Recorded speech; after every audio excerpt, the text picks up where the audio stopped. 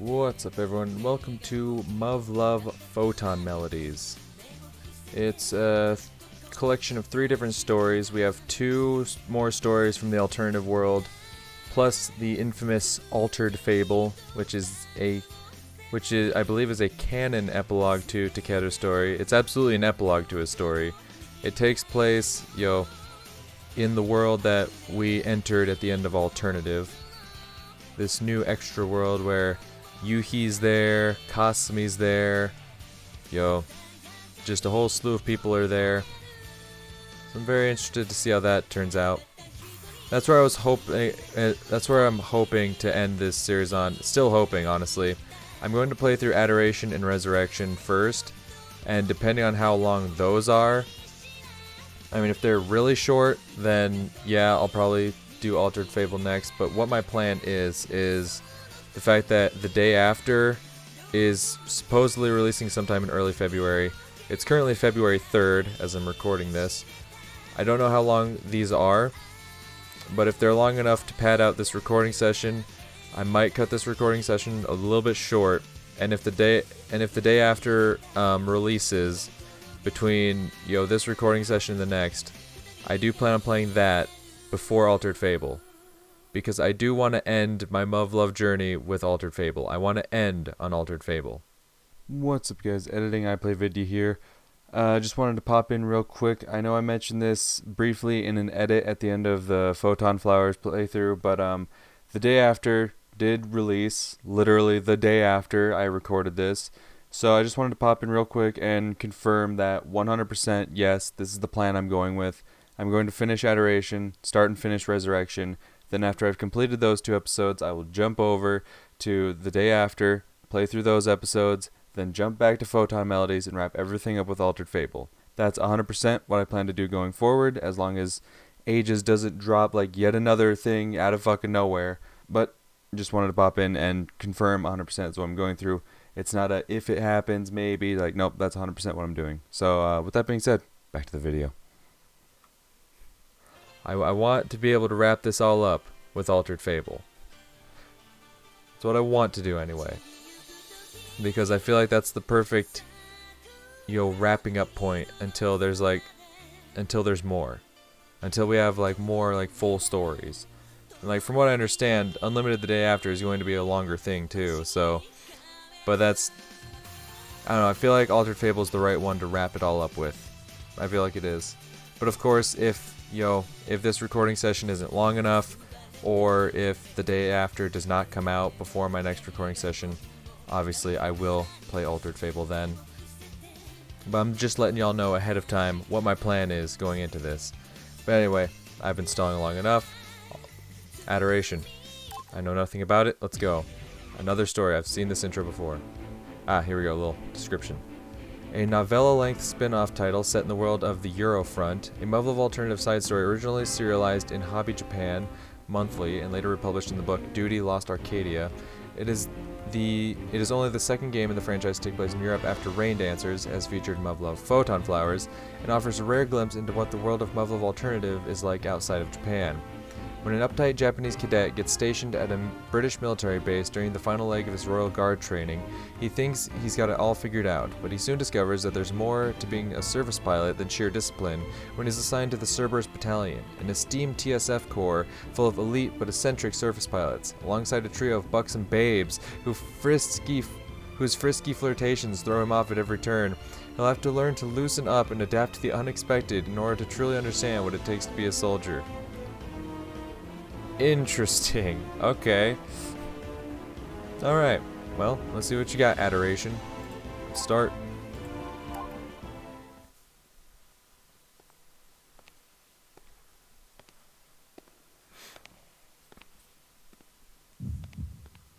Seijurou. Okay. What is this? First thing that greets me after the long flight of stairs leading from the underground military railroad is a forest bathed in a milky white mist. Dover Base Complex. Spanning across a strategic region on the European front line, this vast fortress line has seen countless battles and continues to protect the remnants of Europe from the Beta aggression. However, despite what one would expect from a place with such brutal history, I found myself bewildered by the captivating scene spreading before my eyes. And yet, I'm beyond disappointed. This is what one would call anticlimactic, utterly depressing even, to the point where I find myself overcome with apathy. My voyage is not progressing in the direction I was hoping for. I was informed that the train would arrive more than an hour before the appointed time, due to operational issues. Nevertheless, having to face the scenery immediately after a good omen like that is a great disappointment, I must say. Now, very regrettable. This guy kinda seems like a cunt. God, what is that pose? Fucking... Dork ass. Here I am, far away from my homeland, a man of House Makabe, serving as a surface pilot of Officer Cadet, fully bracing himself for the untold rigors of the Officer Cadet Foreign Exchange Program. I wanted the beginning of my travels to be harsher. I wanted to be surrounded by imposing military facilities, to feel an implacable sense of tension at all times. No nature to treat a man kindly and to lift his spirits, just towering juggernauts of steel and reinforced concrete covered by the black clouds from smoking guns. That's what I expected to find in Europe, completely at odds with the sight in front of me. I can smell the tides, once again. I said this during Rain Dancers, but like, I see the word tides and immediately I'm like, titties. I need help. The scent of the ocean is mixing with the dense aroma of the soil and grass, and the result is a smell slightly different to what I'm used to. Inconceivable. Am I so easily distracted? The base overlooks the Strait of Dover. It's only natural for the smell of the tides to reach this far. Concentrate. As a surface pilot, the first thing I should do is get an overview of my current situation. I got so caught up in the differences between my expectations and reality that I lost sight of how a surface pilot is supposed to act. Such a folly is unworthy of someone who carries the legacy of House Makabe.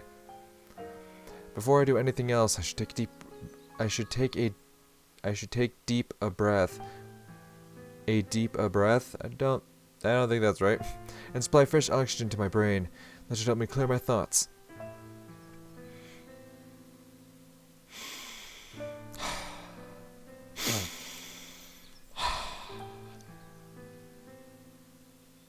Smells like shit. Alright. Phoenix, right? As expected, the breathing technique passed on to me by my late brother Seijurou, the eldest of the Makabe siblings, has helped me regain my presence of mind.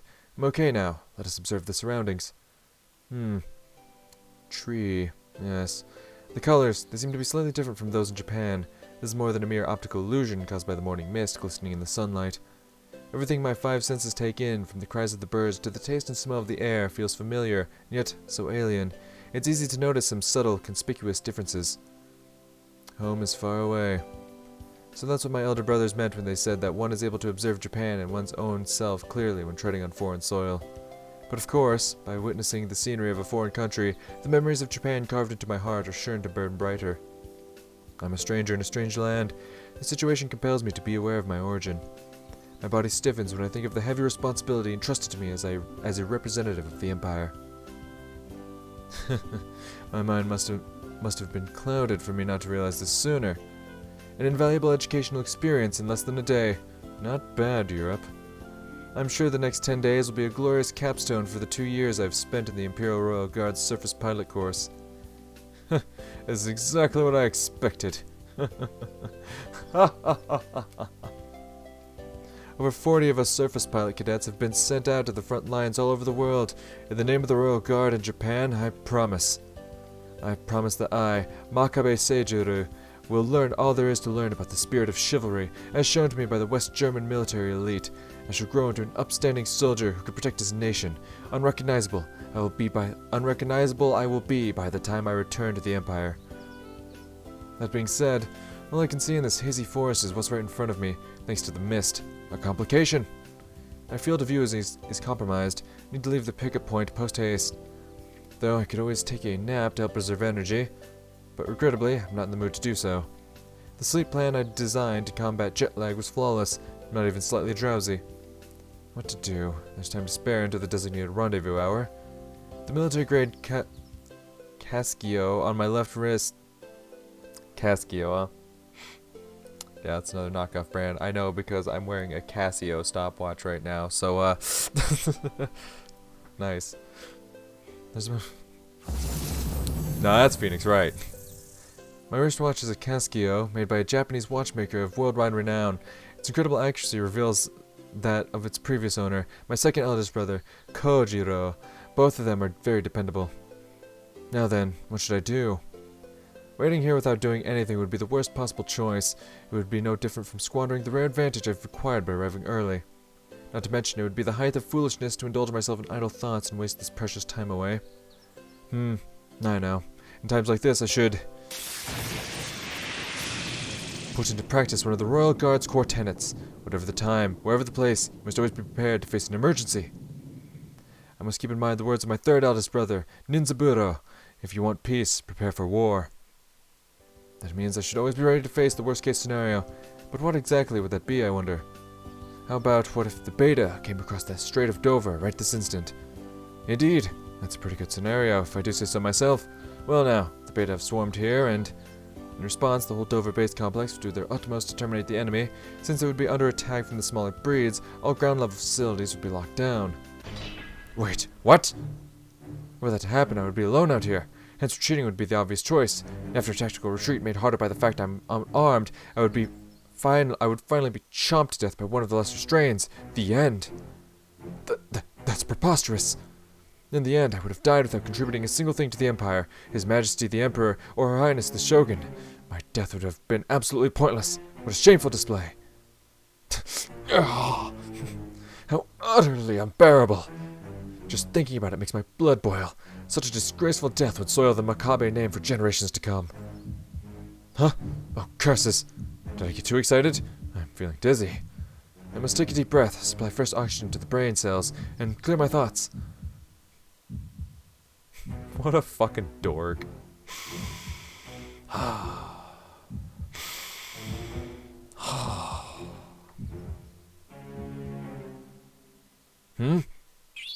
see.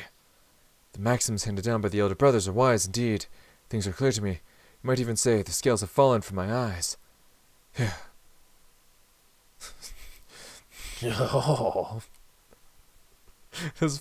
guy's a fucking dork. It's my victory, Europe. You would do well to remember this. Your seductive wiles shall not work twice against a scion of House Makabe. There won't be any cause for concern if I return 10 minutes before the rendezvous time. I've certainly got enough time on my hands, so I should familiarize myself with the surroundings, if only to prepare for the worst. Granted, it's taking advantage of an obvious loophole, but my orders never said I'm not allowed to leave this place. Well then. I set the alarm on my wristwatch just in case. Surrounded by the shining morning haze, I exit the terminal and take the paved road in front of the gate, making my way toward the forest on my left. Thanks to the bright morning sun, I can easily orient myself. Thus, I decide to head north, assuming the Beta have landed. Heading south in the direction of the Strait of Dover would be unwise. I advance along the paved road, pushing through the mist. The air is thick with moisture, but I wouldn't call it unpleasant. The United Kingdom has a higher latitude than Hokkaido, but strangely, it's not all that cold. Perhaps the positional relationship of the ocean currents and the continent has something to do with it. This is not what I expected. It's good that I'm steadily heading north, but it seems there's nothing but trees. Having my line of sight restricted by the mist isn't helping either. The way things are progressing, I would die a useless death. I must find something to overcome this predicament. Come to think of it, this place has held up fairly well. One merely needs to look at Eurasia. The Beta-occupied areas have been stripped of absolutely everything, both natural and man-made. What the fuck? God damn it. My fucking recording software decided to throw a notification at me right now. No, I don't care. Thank you. No, I don't care. Thank you. Fuck off. I don't care. Thank you. Jesus. Alright. Now that's happened. All the monsters leave behind is a barren wasteland. Western Japan was occupied for less than a decade, but our adversaries still managed to wipe out just about all signs of life. The Beta invaded Great Britain in 1985. After landing in this area, they advanced all the way to southern London. It's a miracle this much of Mother Nature is still intact. A miracle? Hardly. I would wager that when Dover Complex was built, the British carried out a large-scale afforestation project at the same time to restore this area to its former glory. Thinking about it from a financial standpoint, this was a choice devoid of rationality. Resources should have been allocated toward the base's construction only. But be that as it may, none of us operate on cold logic alone, not even the most hardened politicians. In my humble opinion, this was done to strike back at the invaders, symbolically speaking, to tell them that Europe still stands. One could scarcely ask for a more vivid example of the Europeans' willpower. Even in the face of an implacable enemy that has never been defeated, they had the bravery to persevere and ensure they will never be at the mercy of the alien invaders again. By restoring the level terrain, they erased all traces of the invasion, denying the beta with the whole of their bodies and souls. A sudden urge overcame me, and I bowed my head. It felt like the natural thing to do. As a Japanese subject who has seen similar circumstances, I cannot help but sympathize with and respect the European leaders' nobility and bravery. This might be their famous spirit of chivalry at work. As the saying goes, a picture is worth 1,000 words. Europe, I have been your guest for mere hours, yet once again you have taught me valuable lessons. I was truly fortunate to have been assigned to this land for training. I simply need to know everything there is to learn about the spirit of chivalry. Now what's that over there? Is the morning mist playing tricks on me, or is that a path I see amid the sea of white? It doesn't appear to be paved. Some sort of trail, perchance? Staying on the paved road probably will not get me anywhere. There's still some time left. Using it wisely, I might just stumble upon something that will save me from a dishonorable death. Alright. Leaving the paved road and making my way through the foliage, I find myself in a grove. The slope wasn't too steep, but I still chose caution. It's only second-hand information from Seijurou, my fourth eldest brother, but I remember that soil moistened by the morning mist is unstable. I must be especially wary of hidden holes, since it takes more than a fleeting glance to find them. Clearly, I'm not dressed for the occasion. What with the formal shoes and its slippery soles, there's no such thing as being overly cautious here. I made it without falling, not even a speck of dirt on my clothes. Excellent. The mud on my shoes will have to wait for later. Wait, why didn't I change up to my military boots in front of the gate? The trunk in my right hand contains said military boots, along with my BDU and other daily necessities. Its weight mocks my forgetfulness. This fucking pose he does, this fucking dramatic pose, it fucking cracks me up every time. Curses! The problem is not that my leather shoes are slippery, no. But common sense demands that military personnel must strive to be presentable at all times. Outside of operations, everything must be kept sparkling clean, including your boots. What a disgrace this will be. A mere cadet showing himself with stained shoes, receiving the hospitality of his superiors in such a disgraceful shape. Worst case scenario, I won't be able to get rid of the mud on them before the fated time arrives. Should that ominous prediction come to pass, the mud stuck on my shoes would stain not just my honor, but the royal guards and the Makabe name as well. Oh no! What a fool I am! To think I searched so frantically for a way to evade the worst possible hypothetical scenario, and in the end, I brought the real one upon myself. Calm down, there's still time. Mental pressure intensifies. My mind is racing as I try to estimate how much time I will need to polish my boots to a shine. Every second taken away from the reconnaissance is weighing down on my conscience. Wait, what am I even doing? Ultimately, the worst case scenario I'm preparing for is nothing more than a fragment of my imagination. No, what I should be doing instead is straightening up my personal appearance in time for the rendezvous. Alright, I shall return to the gate immediately, before it's too late. Yep, and now he's going to be hurried and rushed, and that's when he's going to slip and fall on his ass and get covered in mud, isn't it? But wait, my shoes are bound to sink into the ground once I start climbing the slope. Considering the circumstances, likely some mud will stick to the toe caps. In fact, they will get even dirtier on the way up. Maybe it would be a good idea to change into my military boots now. Approaching beta? No, can't be. It's too rhythmical. Must be a galloping horse. The steady rhythm of its steps is pleasing to the ears. Surely the animal must be quite well bred if it's unburdened. If there's a rider, he must be considerably skilled. Samurai have a knack for horsemanship. Surmising the rider's capabilities based solely on the sounds that this creature makes is no difficult Dear me, this is terrible. What a blunder. How moronic of me. I failed to notice the horse approaching because I was immersed in my own thoughts. The neighing surprised me so much I let out a womanly shriek. This is the worst day of my life. Hear me, O gods of the Empire. I pray that this blunder will forever remain a secret between the horse and I. It'd be a riderless horse. Oh, heavens. But alas, how cruel fate is. Unfortunately, England is too far away for the gods of the Empire to hold sway. In front of me stands a beautiful white horse. Is this what being at a loss for words feels like? Yeah, he's gonna be like, this is such a beautiful scene. And then she's just gonna be like, the fuck you doing here, asshole? She's gonna be like, maybe not that far, but she's gonna be like really informal about the way she talks, and it's gonna like completely throw him for a loop. He's like, she's not speaking all prim and proper. What the hell? I'm like, oi, you cunt. That's Australian, but still.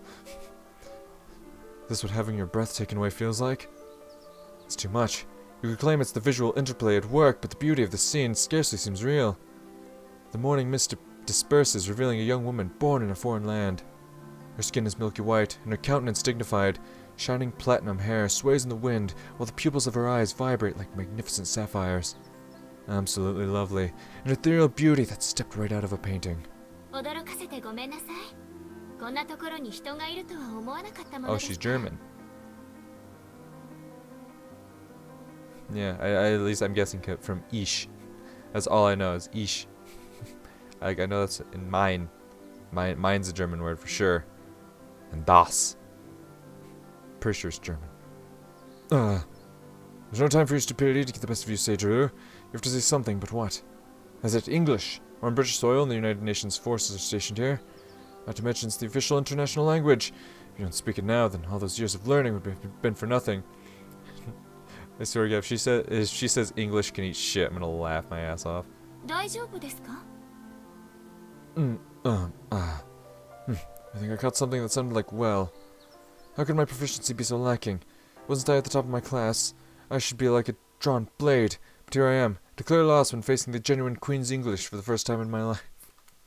He thinks it's English, great. Ich meine Seijurou.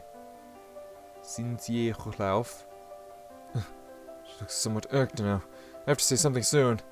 I'm a samurai, a scion of House Makabe, and a proud subject of the Empire. I shall not allow for a woman of an allied country to bear my foolishness. Crestfallen as I am, this is the only course of action left. My English is not so good. Please speak slowly. Oh, it didn't work. Now she appears to be genuinely puzzled.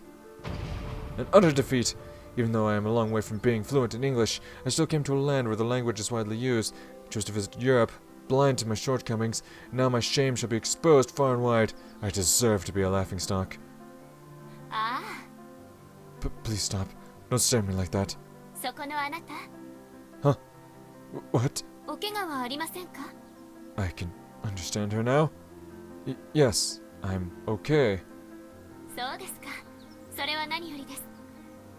No, she's giving me such a gentle smile. She understands me. She understands my English. Her gentle smile. I'm utterly captivated. It's hypnotic. Mesmerizing. No, stop this unseemly behavior at once. She might be a lovely creature, but do not fall prey to her charms. And you dare call yourself a Makabe. I shall not stare at her wordlessly a second time. By God, there's no such thing as white fever. I came here... White fever. I came here to train as a surface pilot, not to grow infatuated with the local women. While you were off getting laid, I was studying the blade. This is the kind of dork we're fucking dealing with, isn't it? Yeah, don't even lie to me. This is... Yep, let's go. Now that it's come to this, a manly retreat is in order.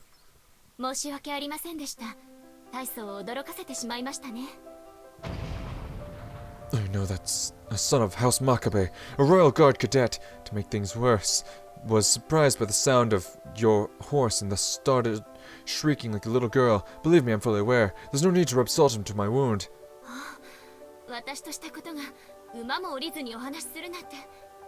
This is bad. If she gets off her horse, she'll see just how embarrassed I am. That cannot be allowed. Please, don't bother. I do not mind. I am sure this course must be off limits. The fault is all mine. I didn't realize at first, which is why I strayed off from my path. There's no need to lower yourself on my behalf. The mere act of staining your shoes would bring me everlasting shame. そこまでおっしゃるならお言葉に甘えさせていただきますわ。Don't mention it. 改めてお詫びしますわ。盲信が油断を生みました。この一帯は部外者立ち入り禁止の部隊占有エリアなのでつい。Amazing. Our conversation is starting to become more lively, isn't it? Yes, it's certainly going well.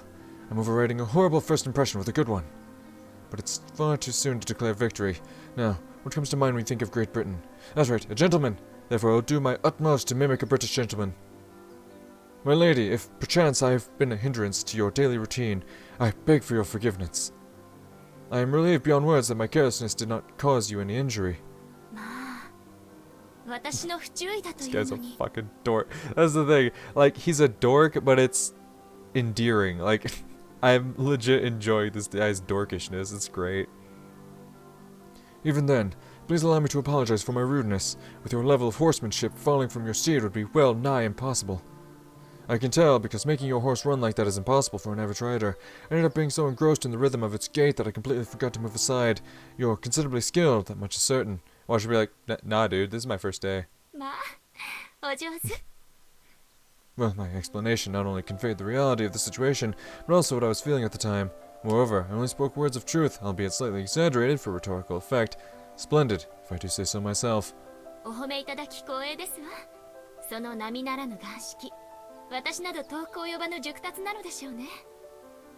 No, I fear you're wrong. To my shame, although I have quite the interest in horsemanship, my practical skills are rather unremarkable. By all means, do let me know when you're available. I'd be delighted to accompany you. This is mere lip service, and we both know it. In a base as large as Dover, the chances of ever seeing someone you met by accident again are minuscule. This woman is most likely also related to the military in one way or another. I'm sure she's just as aware of this as I am. Yeah, and then of course, she's one of the ones he gets looped in with. Which might not be so bad. I'm a little reluctant to part, but for the sake of my mental health, our separation here is the best course of action. After she bore witness to my disgraceful loss of composure, how could it be any other way? Alright, I think I should cut this conversation short. Oh no. Disclosure of personal information could be fatal. I must absolutely avoid saying anything that could compromise myself. But since I'm a man, the customs of European high society demand I introduce myself first. What a dilemma. That is the one thing I should avoid at any cost. How very rude of me. My name is... No way out. You can only do the honorable thing. Resorting to trickery would shame the name of House Makabe. A pseudonym or any outright lie are both out of the question. Oh my god. Damn, that's your father, huh? Damn, that man is very rectangular.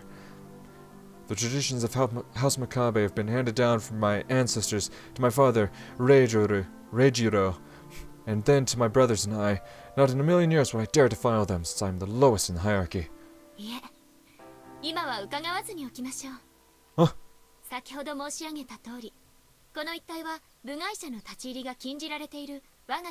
I beg your pardon?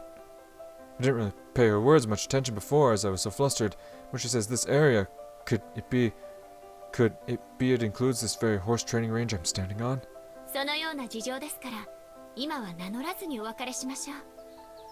If you say so. Yeah, but then when he's actually part of the unit, she's gonna be a totally different person, right? I can only return the compliment. Well then, I shall take my leave.